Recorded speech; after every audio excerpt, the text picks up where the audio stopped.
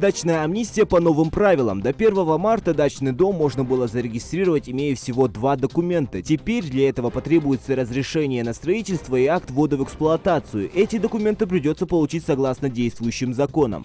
Дачники должны будут сообщать властям о дополнительных постройках или реконструкции зданий. Кардинальные изменения фасада уже считаются самостроем.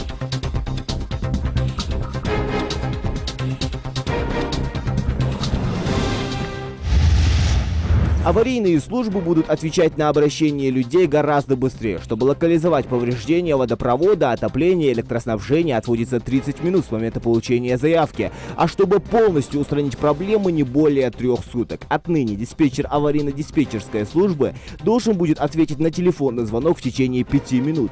Если уложиться в этот срок не получилось, то жильцу должны перезвонить в ближайшие 10 минут. Также коммунальные службы обязаны сообщать жителям домов о любых изменениях в тарифах оплаты, либо о планирующихся ремонтных работах заранее. Все перевозчики, обслуживающие автобусные маршруты, теперь обязаны получить лицензию. В том числе речь идет и о небольших микроавтобусах, имеющих более 8 пассажирских мест.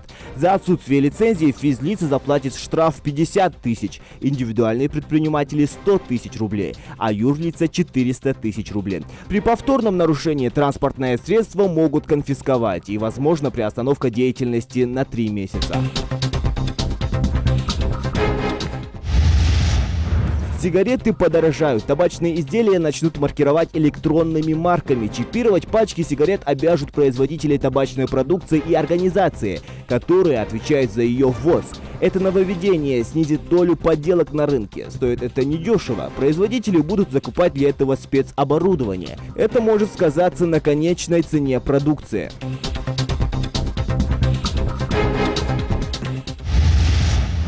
Что касается новшеств, которые ожидают после обращения президента страны к Федеральному собранию. Прошедшая неделя для правительства была напряженная. По итогам послания президента появились 47 поручений. Их надо выполнить в самые короткие сроки. Оценим работу каждого, посмотрим, что сделано и что не сделано.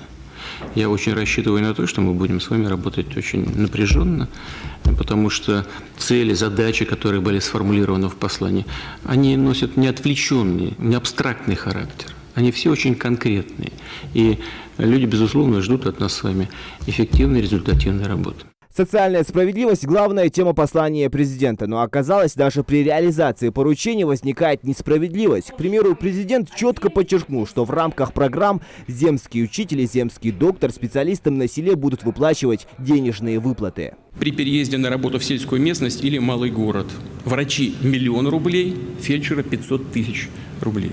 Однако спустя неделю стало известно, что часть этой суммы потерялась. Врачи и учителя получат меньше из-за того, что их обложили налогом. Земский доктор, а теперь земский учитель, должны получать не 1 000 000 рублей, а 870. И фельдшер получает не 500 тысяч, а 435 тысяч.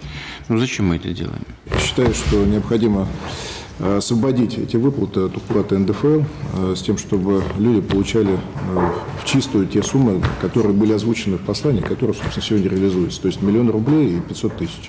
Это будет распространяться и на врачей, и на учителей. Налог на социальные выплаты будет отменен, и люди получат на руки именно те суммы, которые были названы во время прямого эфира обращения лидера. На совещании в Кремле были отмечены и первые успехи. Уже разработаны законопроекты по ряду поручений. Например, о снижении ипотечной ставки до 8% годовых. А предложение об ипотечных каникулах на этой неделе успели внести в Госдуму. Отсрочка до полугода будет доступна тем, кто потерял работу, кормильца, получил инвалидность 1 и 2 группы. Если, конечно, договор ипотеки заключен после вступления в силу закона. Но многие льготы, которые касаются многодетных семей, начнут действовать уже задним числом. Семьи, которые обслуживают ипотечный кредит, и в семьях, в которых родится 3-й последующий ребенок, дано поручение о выплате 450 тысяч рублей. Это произойдет уже с 1 января текущего года. И такой возможностью до 2024 года по оценкам воспользуется около 200 тысяч семей. Подготовленный проект закона о перерасчете социальных доплат к пенсиям. Сначала их приведут в соответствие с новым прожиточным минимумом, потом проиндексируют пенсию. А вы дали поручение сделать его с 1 января 2019 года, затронет порядка 12% неработающих на сегодняшний день пенсионеров. На эти цели в 2019 году вместе со средствами бюджетов регионов предполагается направить 18,8 миллиарда рублей. Не забудьте о необходимости подготовки методик исчисления прожиточного минимума пенсионера в регионах.